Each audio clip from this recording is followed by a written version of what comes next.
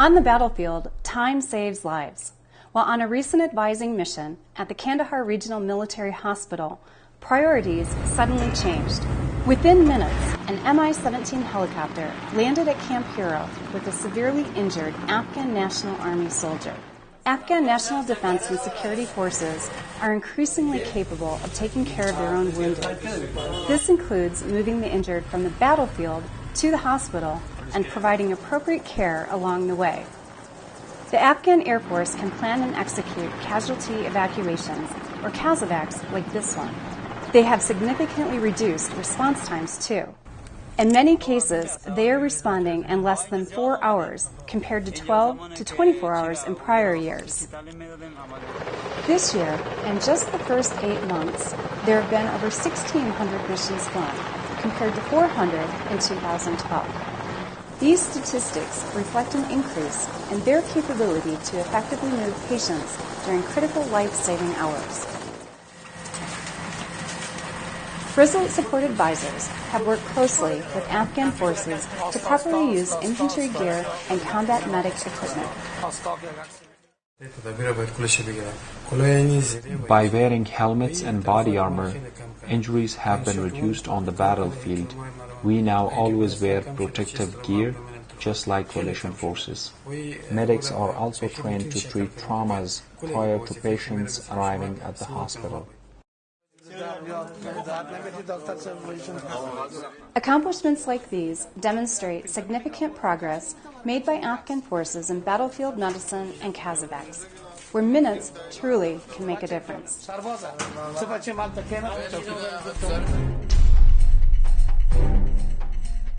TAC West is responsible for advising and assisting the security forces here in Western Afghanistan.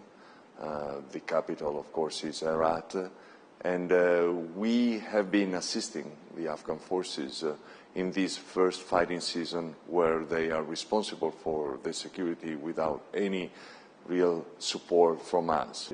So I see that the Taliban are not able to attain their objectives, which is to get control of districts and provinces, centers and headquarters.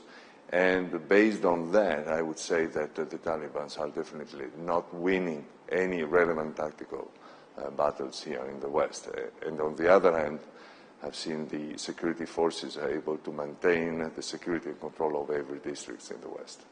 Italy has the lead for operations at TAC West and has approximately 55 international advisors working directly with both the Afghan National Security Forces and the Afghan National Army, as well as other government agencies.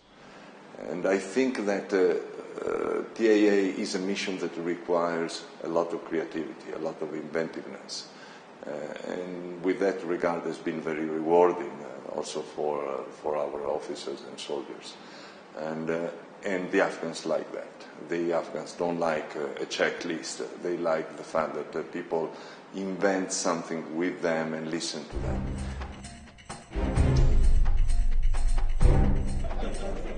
The reigning 2015 bodybuilding champion, Mr. Afghanistan, Mahmoud Mateen, stopped by the RSHQ gym recently.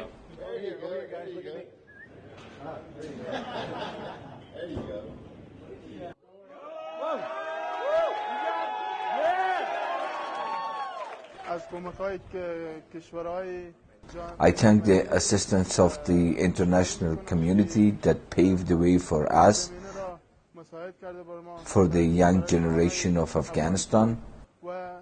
I want the youth to grow more, to be able to compete in international level.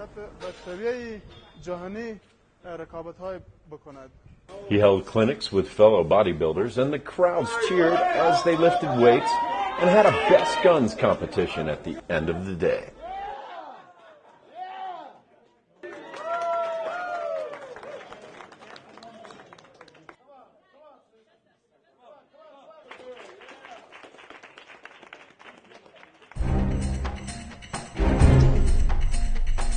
We have always known that historically Helmand is a place that the Taliban holds in regard and would strategically like to have.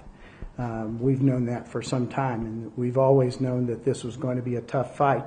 Our NATO forces that were there for years had a tough fight in Helmand. Our U.S. Marine Corps, as it was there, had a tough fight in Helmand. And this is ground that the Taliban would, we all understand, they would like to hold. But what I do know is that the ANSF is a capable, dedicated army.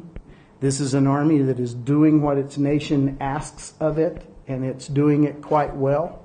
They show great battlefield resilience and courage. This is an army that can, will, and is fighting for its nation, and I have all the confidence in the world that they'll prevail in Helmand over time.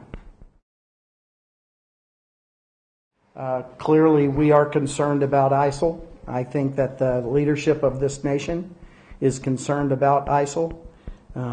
It is an emerging capability. It is not the powerful capability that it is maybe in other parts of the world.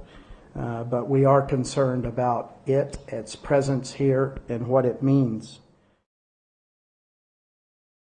We support and applaud the senior leadership of Afghanistan as they are reaching out to Pakistan and trying to find a common way ahead to address the issues on the border.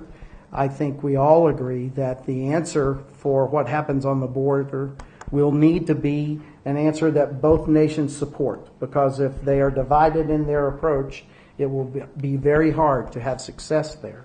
So we completely support both the President and CEO's path forward here. We applaud the effort to try to bring the sides together so that they can approach this in a single way, because again, that's the way we think this has to be resolved.